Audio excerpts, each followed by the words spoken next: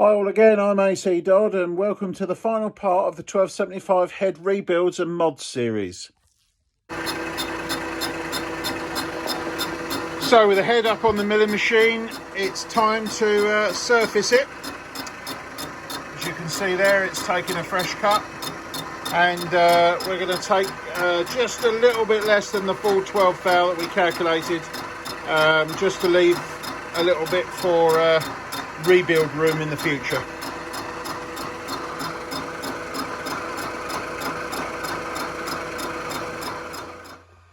There we go, skimming complete.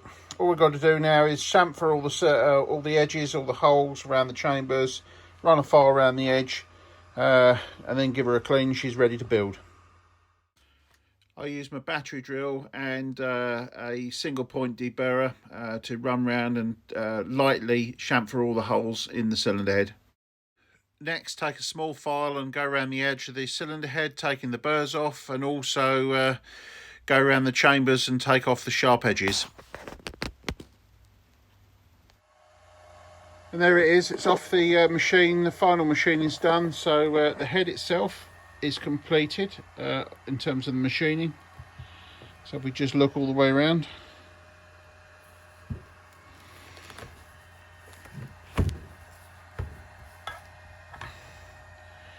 we can see that that's come out very, very well. So the last thing to do with this one is I'm not painting this one. ML Motorsport's going to do that. I'm just going to assemble it.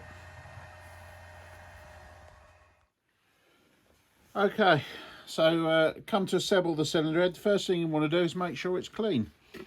So what I do is I use some brake cleaner on a piece of tissue, and I'll just pass them through the valve guide holes. Like so, and then make sure they're nice and clean. Believe it or not, that started off as a nice blue rag, and as you can see, that's you know, got some slight discoloration on it. That's after having a number of pull-throughs of the guides, and the black is the grinding dust and the detritus from machining the cylinder head. You'll be surprised how many heads you can take apart and the valves are damaged because somebody hasn't cleaned the guide out properly. So it's very important you do that step. The next thing I like to do on these is, you'll see that I've put on there already, on all these, I've already fitted the valve spring shims. And the reason for that is we're going to go and fit the stem seals. And I'm going to fit the stem seals first so that they've got time to set, because when I put these on, I glue them. The method I favour is to use some Loctite 270, and the reason why I use Loctite is because it's not particularly strong, i.e. the rubber, or the you know, the rubber seal that's bonded on. If you use something like super glue, it will be an extremely tight fit, and actually in reality we don't want that. We want something that's easily removable and rebuildable in the future. So I like to use some Loctite, and this just gives enough grip to hold it in place, but not so much that you can't get the thing off. So you just put a little dab of that on the top of each guide, and then you take the seal and put it in, making sure and that it's spread around by turning the seal on the guide as you go. And by doing that, you don't get any of the sealant or any of the Loctite inside the guide, because that would be bad when you're going to put a valve in, because it would lock it in place.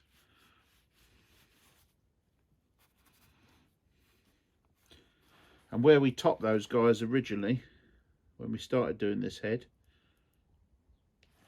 those seals now fit properly,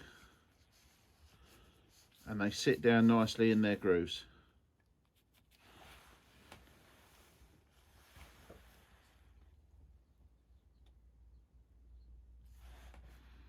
A bit more on that one. There we go.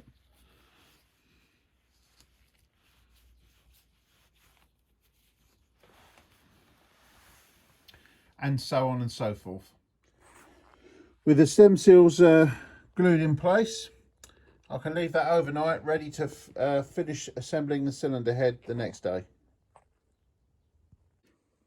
Of course, it goes without saying that the components you refit to the cylinder head all need to be in good condition. So as part of that, these valve retainers, which are here, that's one that's obviously came off the head when it came in, and as you can see, it looks a bit scabby. And the one on the right here is actually one of the retainers that has already come off the engine. It's just I'll give it a good clean and inspected it to make sure there's no cracks, etc. So just if you are going to reuse any components, then make sure they're in A1 condition and they're nice and clean. Okay, first things first, let's get some oil in the valve guides.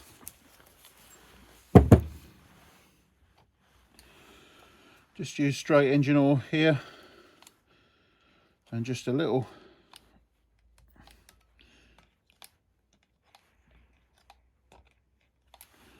squirt of oil up each guide. The other thing I'm going to do is just wipe around the seat to make sure there's no detritus and rubbish around the seat, so that when the valve goes in, it seats nicely with no rubbish. There we go. So just before we put each valve in, what we're going to do is we're going to give them a little wipe with some thinners, just to make sure that they're nice and clean.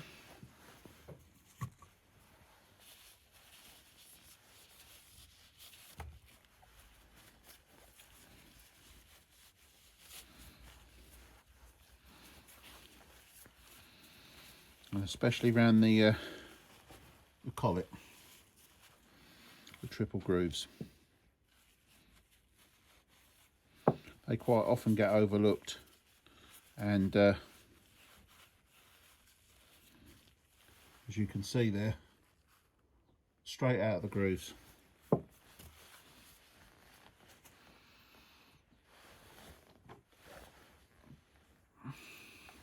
Nice bit of oil on the stems and on the seats, and then we pop that around the back, and that one goes straight in.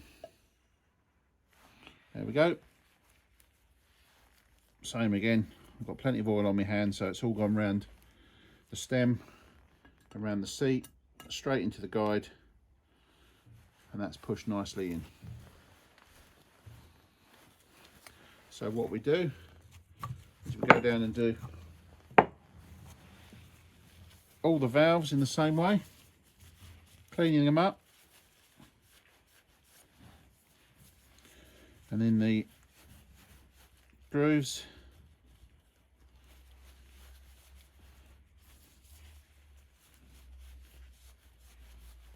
clean the seats, oil,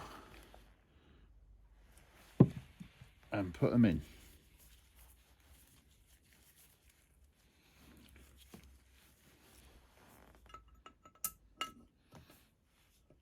Obviously remembering to put them in the appropriate order so that they match the seats where they were lapped.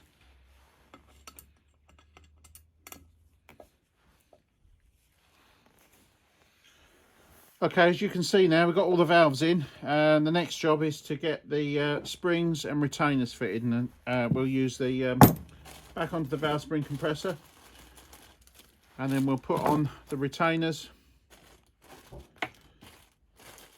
that match the appropriate valve.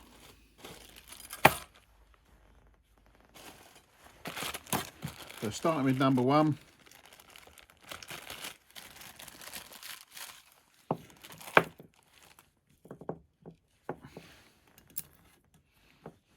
Valve spring on.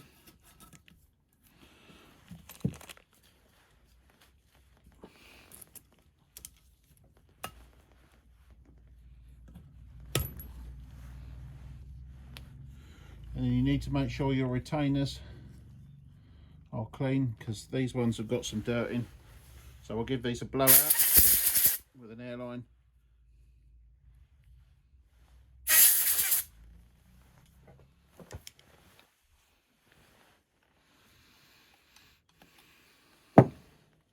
So a little bit of oil.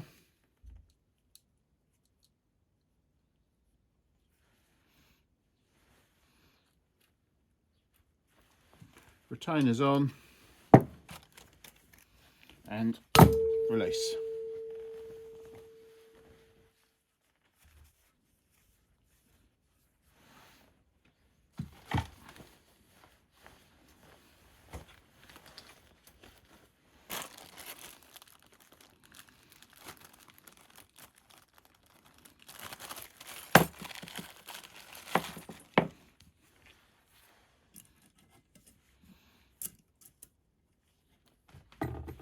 Number 2.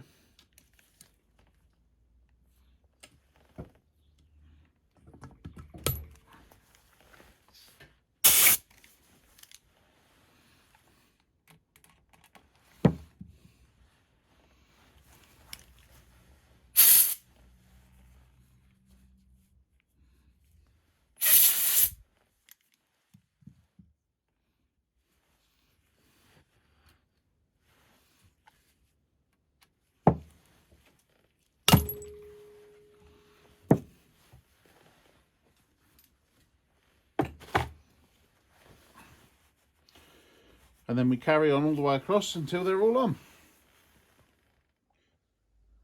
And let's remind ourselves what we've got. That's all assembled, complete and ready to fit. So that's one MPI head, which has been completely remachined. That's all faces. All the threads have been pulled through.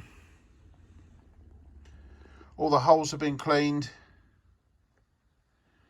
We've got new valves, new guides, new springs. And then the machine work is